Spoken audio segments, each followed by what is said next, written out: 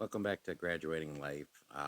Hopefully, you got a chance to hear the first couple of episodes. One was introductory, the second was kind of going into a little bit about self esteem and things like that.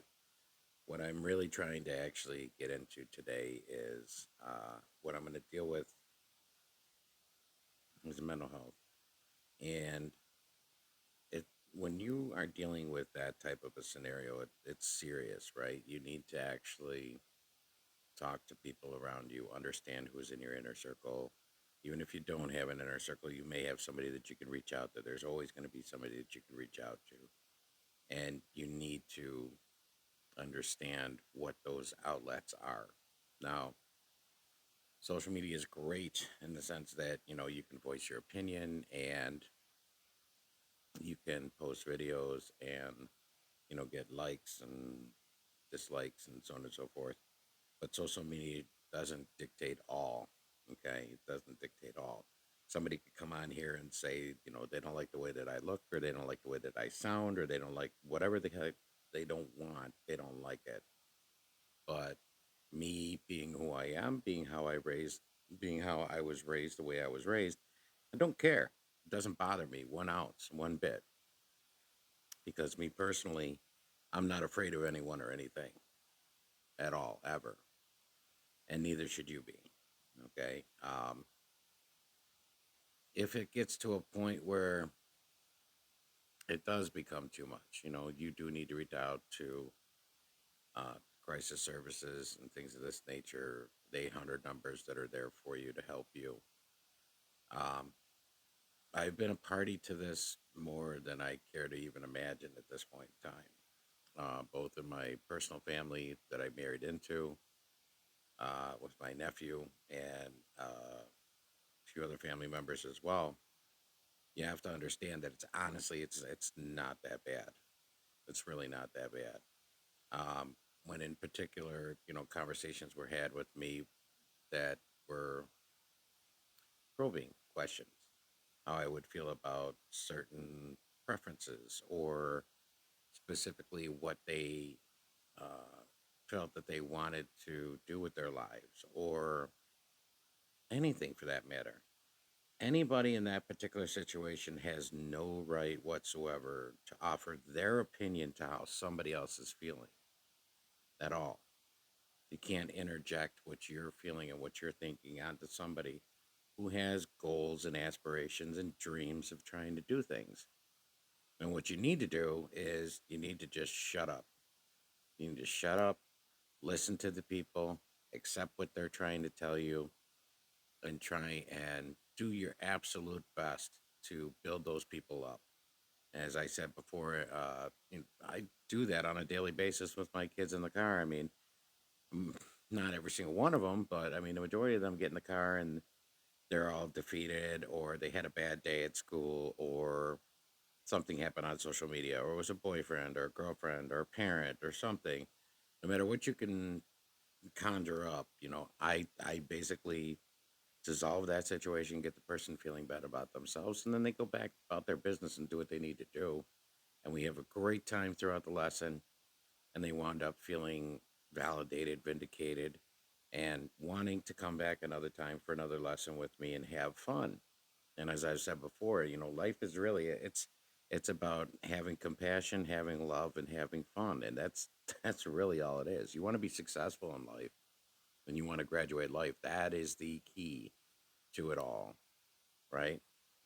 In doing so, you know, you're gonna find that you're gonna be so much happier because you're not gonna care what this one says about you or that one says about you, or worry about what this one posts or that comment or whatever actually comes across your path. It could be a coworker, it could be even a friend for that matter. They may be having a bad day themselves and they decide to lash out against you. You don't have to worry about that, them, or any of it whatsoever. And if somebody that you feel is in your life and you feel like there is an issue and that they're going through something, then no, you're not a licensed professional. No, you don't have the training, but if these are people that are in your daily lives that you know what their habits are, you know what their idiosyncrasies are, you know what they're going through, then yeah, you do need to reach out to these people. You do need to say, hey, you know what's going on? How are you today? How you feeling? Okay, and get yourself involved. Get yourself interjected into their lives because that little tiny bit of interaction may just be the turning point. May just be the defining moment that gives that somebody an opportunity to go another day, to do something more, to move forward in their lives. There were particular instances in my lives where people would come up to me and say, "Oh my God, I couldn't wait to see you today because I needed that bear hug." You know, one little girl that was working at the corner store, she would run, and I mean run, from behind the counter when she saw me opening the door of the store, and she would come running over to me and give me a big old hug and be like, "I waited for you all day. You made me feel so much better about myself." That's nothing, guys. That's nothing. And in today's day and age, if you can give somebody that little bit of solace, that little bit of happiness, why not? Why not? Oh, wait a minute. I know.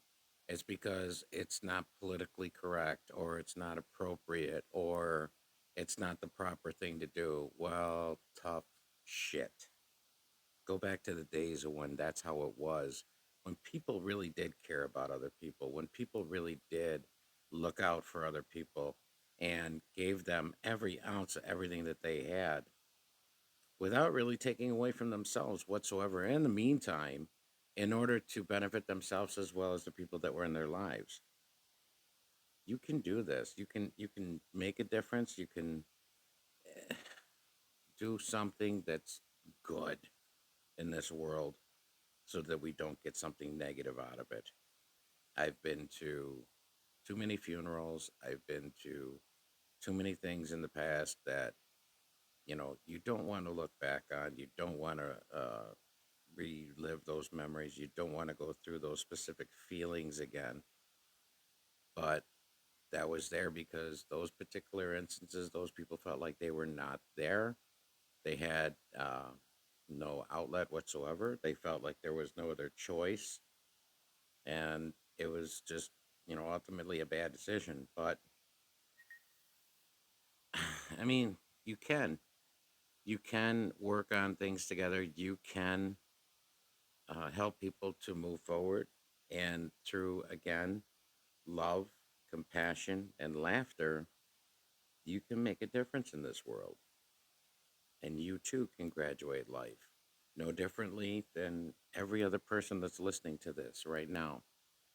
Everybody has the opportunity to make a difference in this world. The fact of the matter is that will that difference be met and will that difference be made because there's too many people pulling out a cell phone, recording, taking videos, and standing on the sidelines instead of stepping up and doing the right thing. So do the right thing. Step up. Take care of each other. Look out for each other. Love thy neighbor and graduate life.